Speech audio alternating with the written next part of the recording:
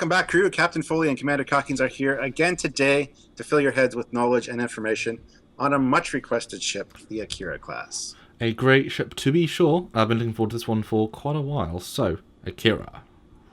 Yeah, me too. This ship was first introduced in Star Trek First Contact and quickly became a favorite of many Trek fans. But let's start off by saying that the word Akira means bright, intelligent, or clear, and is generally a male name, but can sometimes be used for a female as well. It also refers to an anime style used in Japanimation. Interesting. Okay, so this ship was designed by Alex Yeager at ILM. It measures in with a length of 464.43 meters, width of 316, and a height of 87, and has a crew of 500 personnel. Interestingly enough, this ship is one of the few whose size is actually never really in dispute, and all the sources we discovered, in fact, give the exact same dimensions, which is pretty damn unusual, especially for some of those First Contact and later ships, which kind of go all over the place a little bit. And to put that into perspective, at 464 meters, the Galaxy class is 642 meters, with the Nebula class being 469, and Excelsior, which we think of as a nice long ship, 467, so almost the exact same size as what we consider those beefy ships. It's also a little bit longer than the Prometheus at 415 meters. The Akira is generally classed as being a heavy cruiser and has a whopping 4,500 personnel evacuation limit. I mean, wow, that's insane. Where do they all go? Do you think that either means everyone has to get quite close and personal, or that they use the holodecks and, because it's like 3 decks big, they can create some virtual... They can just fill that space up to the max, maybe? That's a good point. I never really thought about that, but yeah. Maybe they just leave them all in their ships in the shuttle bay. Who knows? Who knows? There's lots of room on that ship, so... The ship's mass comes in at around 3,055,000 metric tons, and its primary construction location was the Advanced Starship Design Bureau Integration Facility at the Antares Fleet Yards, located in orbit of Antares 4. However, during the height of the Dominion War, it was also constructed at other facilities, such as Utopia Planitia, in orbit of Mars, the New Aberdeen Fleet Yards, in orbit of Aldebaran, the Copernicus Fleet Yards, which are Luna, so Earth's moon, the Atlas V Fleet Yards on Deneb 5, and the Baikonur Cosmodrome on Earth. Who knew?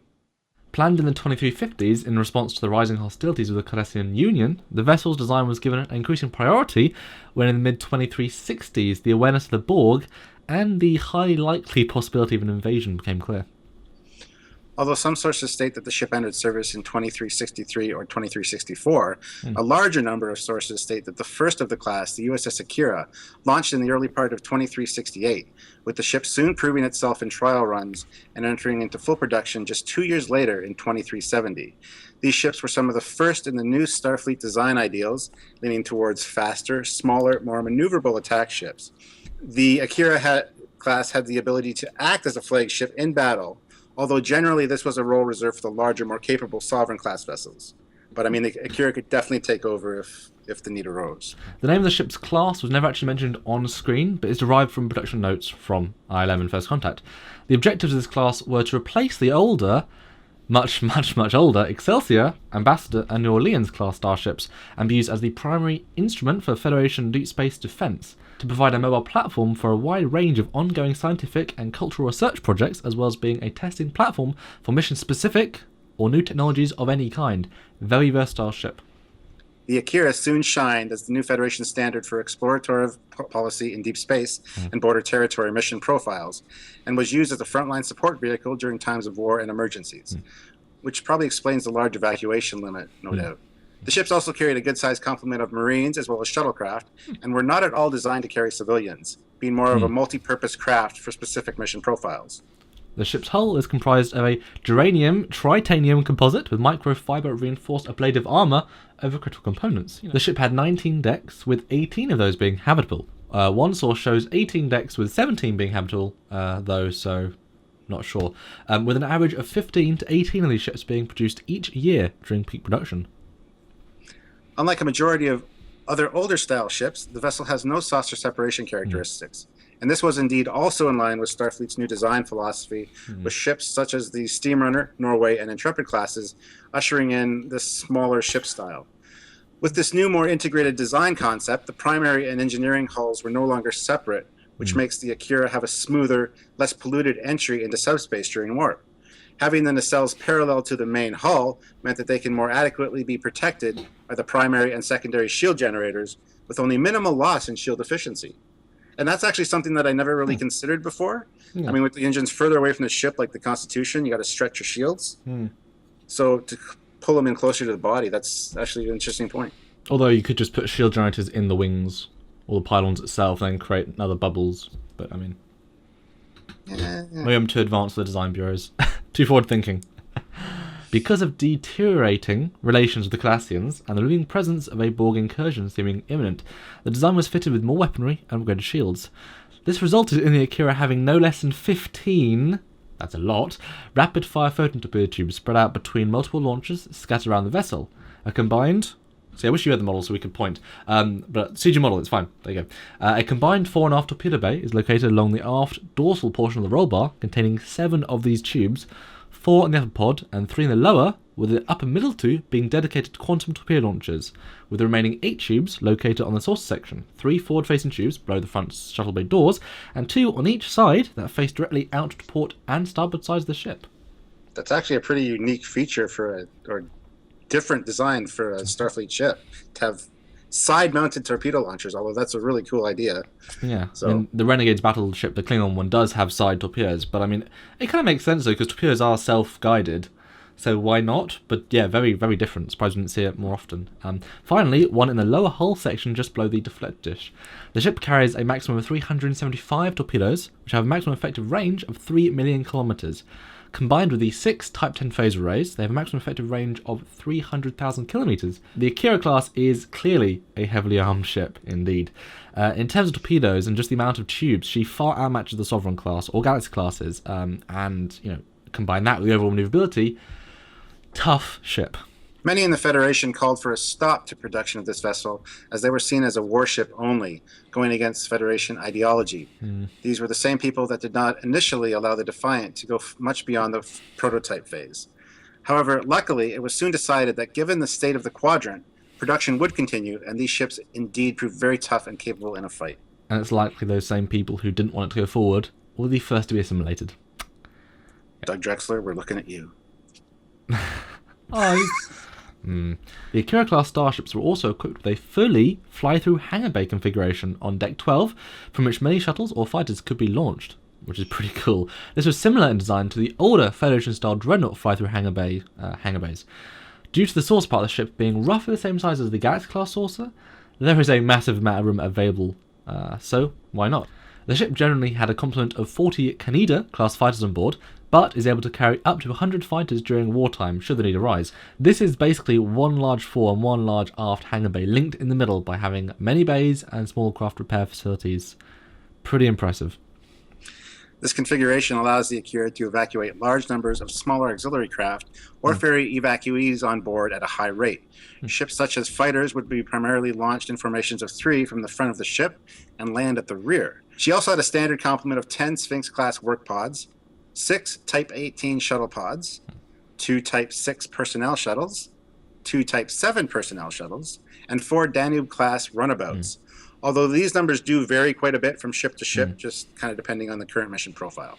So basically, as we see in the Galaxy class, or potentially in the Galaxy, it's much, a lot of that source is shuttle bay, which means that probably speaks a lot to its evacuation limit, because that's a lot of raw space. If you take the shuttles away, that's a lot of physical space. So that probably, if need be, I mean, in evacuation, you have the shuttles, next to the ship flying along, and then you get all that raw space.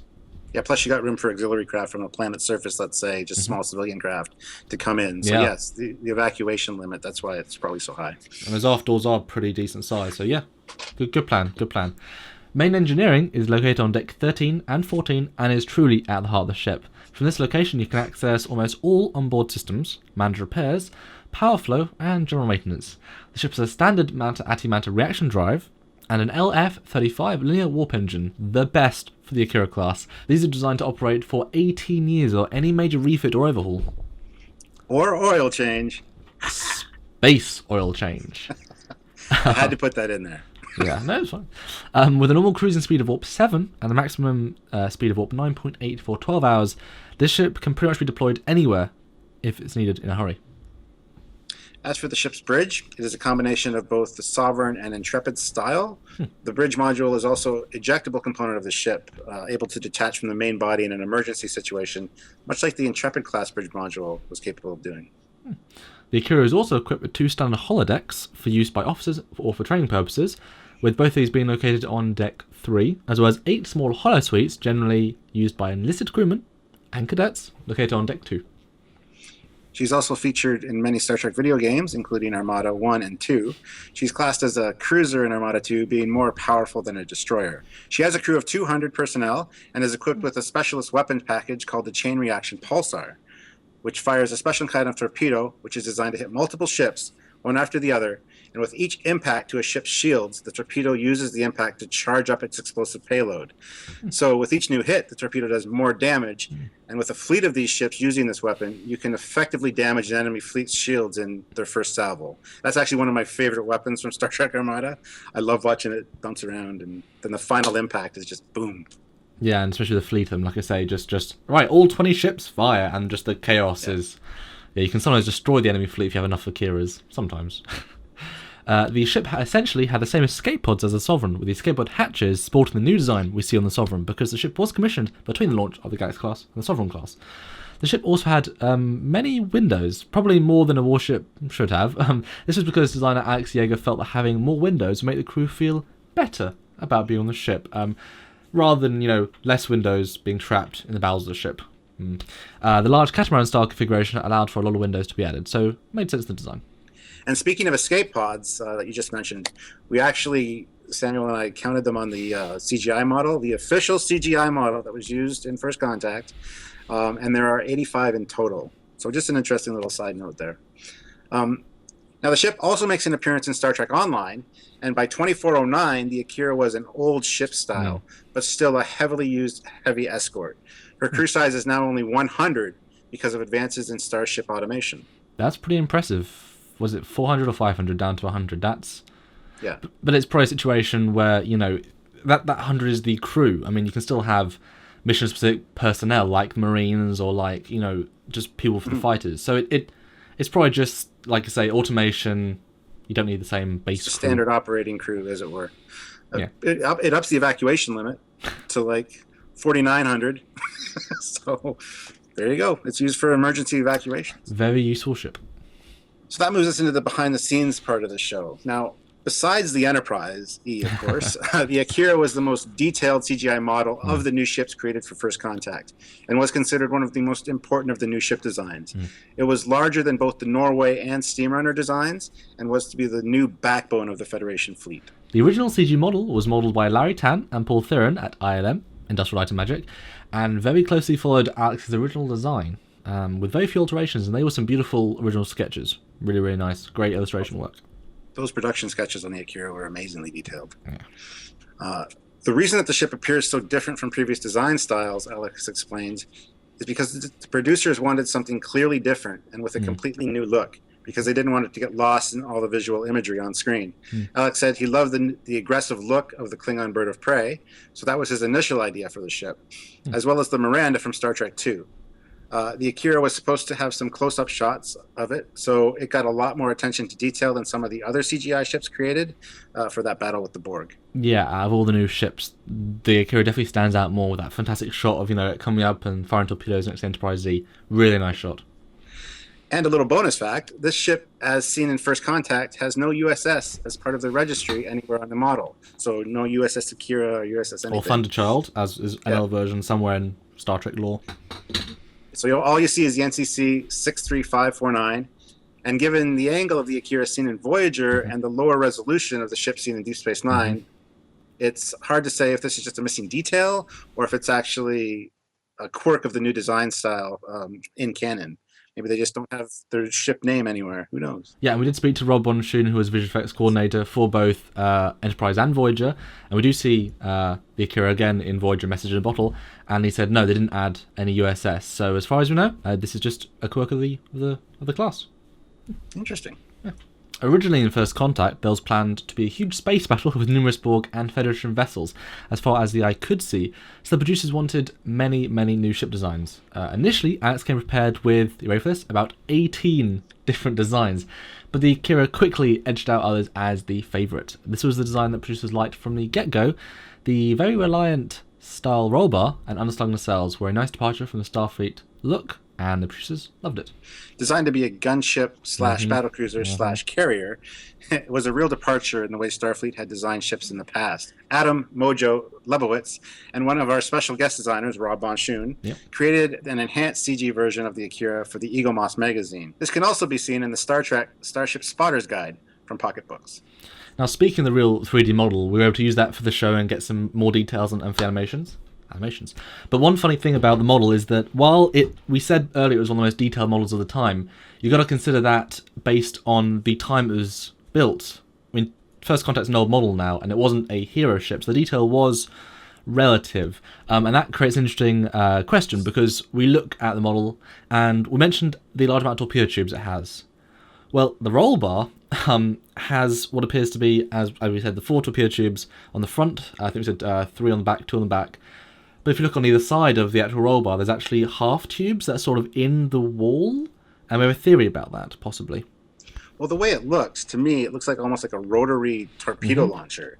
Like fire, fire, fire. And as it's turning, the side ones are getting loaded. And that would maybe imply that rapid fire feature.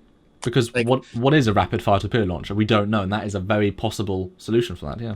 And one of the great things about working on Trekyards is occasionally we are lucky enough to actually get the filming version that they used, and in this case we did. So we can zoom in really close, get a lot of the great surface details, and really see these things that you don't really see ever. So, was it designed to be a rotary?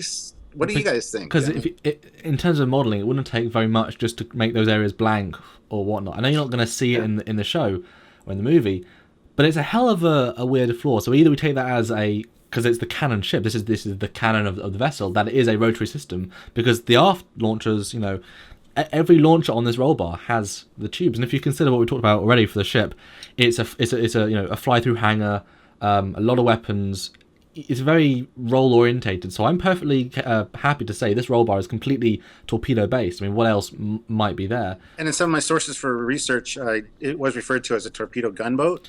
So it kind of makes sense in a way. Now, the only question I have is there enough space in that for a lot of torpedoes? Or do you think the torpedoes are beamed in from another part of the ship into the bays, perhaps? Well, or they just go through the catamarans, maybe. Oh, that's a good point, yeah. How many are you going to fire in one battle, though? I mean, what if you had 100 torpedoes? I mean, if you fight all 100, either you've won the battle or you're dead. I mean, there's... True, I guess. We don't see that many torpedoes fire in general Trek, so that would probably be quite effective. But it is interesting that all 3 torpedo launchers or sections have this style, so it could just be. So either that's canon or it's a mistake. Take it as you will, but I think an interesting detail that we can see because we have the real model. So yeah, interesting. Yeah, it's definitely worth pointing out and bringing to your guys' attention because we want to bring you all the facts here on Trekyards. So yeah, bit of fun. Okay, so that's kind of a good segue into the discussion part of the show, and it's discussion time, everybody. I must say that this ship never really blew me away when I was younger, but having done a lot of research for this episode and looking at the ship more and more, it's definitely warping to the top of my favorite design list. So. Warp 9.8? 9.5 maybe. Yeah, not top speed then. I just honestly didn't know how cool this ship was with all of those torpedo tubes and the fly-through hangar. I mean, it really grabbed my attention now, and I want to learn even more. So I probably got to get one in Star Trek Online, I think. Yeah, I've used one. They're pretty strong. Not the best turning ratio, but yeah, it lasts a while. It was fun to play with. Cool. Yeah, I'm definitely considering it for sure. Definitely a versatile, tough ship. And the new look is something that is truly inspired. I mean, Alex is definitely a very talented man. I don't know if he gets enough credit for that, so bravo, Alex. Good work. Yeah. The attention to detail, not only in the CG model, but the early production sketches, is absolutely fantastic. You can tell he really liked this design. Yeah, I think it's fair to say this is the more classical of all the new First Contact designs. And I think... I do like it. I think the design fits the time period, as the more sleek and more compact profile works really well.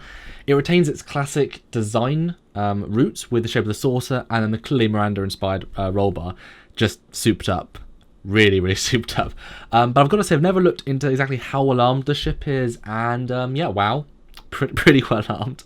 This really is a torpedo gunboat, the torpedo gunboat of the fleet, and must have been thought as such to be given quantum torpedoes. I know we didn't see them in the movie, but that's what the sources say.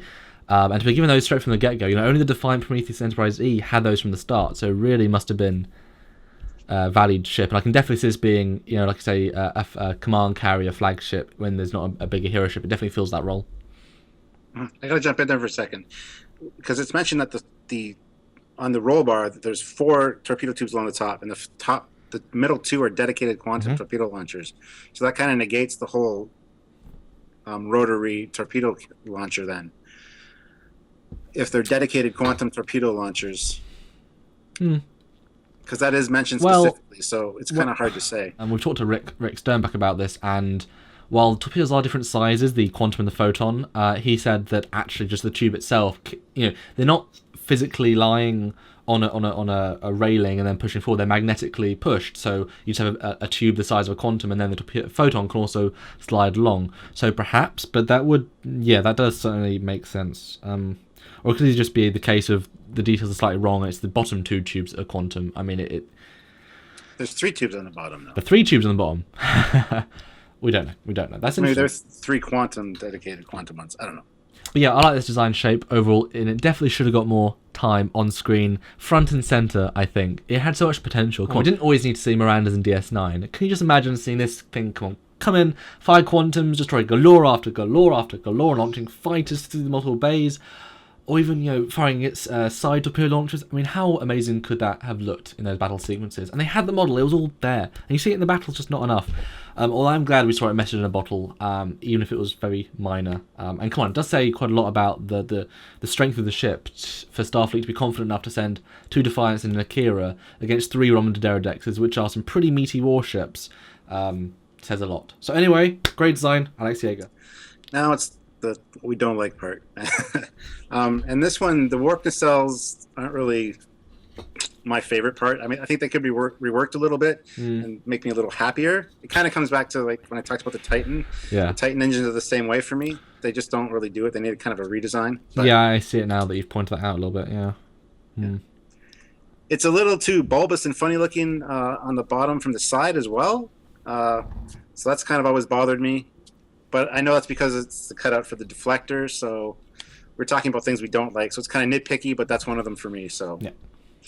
Also, the fact that none of the things that are so cool about this ship were actually highlighted or shown on screen at all. Yeah. Like the fly-through hangar or the fighter deployment or even the multiple torpedo tubes. They aren't really prevalent when you see it. It kind of makes sense that it'd be out of quantums by the point that the Enterprise E gets in the Battle of First Contact. Because you've got to consider to fire the quantums first. So what are they left with? Photons. Just want to say that. I thought of it the other day. Good point. Yeah. But I mean, a close-up of a fighter launching as the camera kind of pans by the front of a ship would have been really cool to see at one point. Maybe even a squadron of 3 fighters. And now you've said it. Oh, look! Even a shuttle or fighter entering the aft shuttle bay would have been neat to see. Or simply fire a few torpedoes from those different tubes, like the ones at the side. That would have been really cool. And that would have really made the ship stand out to me more and made me look into it much sooner. Because, as I said, I had no idea that it had all these awesome features to it. So Yeah, absolutely. I kind of agree with a lot of that stuff. But what I don't like I said, screen time could do with a lot more.